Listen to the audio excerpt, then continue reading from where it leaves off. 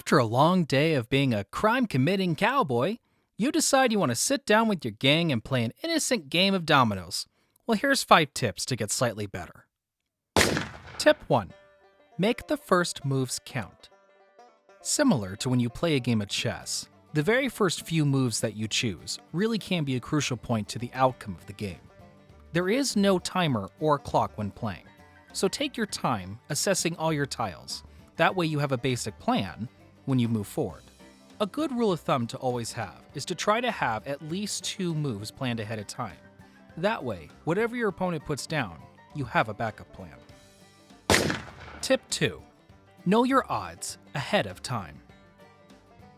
Now you may be thinking, what about my odds?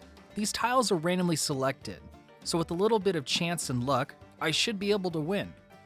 This is far from the truth. When you play poker or a card game, luck and chance have very little to do with success. The reason that is because while you're assessing at what you have to figure out what your opponent might have, and you have to watch carefully what they're placing down. What are the odds they're going to place a third or fourth number 4 at the end? Or you've placed a double tile, so maybe I don't want to work on that end because I already had 3 other tiles I really want to get rid of that I was hoping to work on the other end. That way, in case we come at a stalemate, I at least have less tiles than him, and by default, I will win the round. Just simple examples like that. Tip number 3.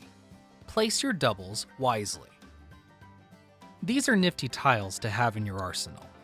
As long as you have one other tile that has the same number as your double tile, it's great to place it as your first turn. That way, you have multiple options, whatever your opponent places. Another great time to place this is if you notice that your opponent can't use that number and you happen to have the double for it.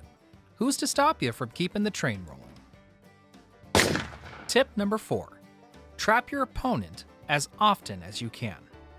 There is nothing sweeter than keeping your opponent from placing anything down at all. These moments don't happen too often, but if you see a golden opportunity, take full advantage of it. If you notice your opponent has stopped working on one end that you both were working on, it's a good sign that they most likely don't have that number. If you notice that you can keep working on the other end he's been working on, go ahead. Try to keep that other end open, as long as you have the proper tiles for it.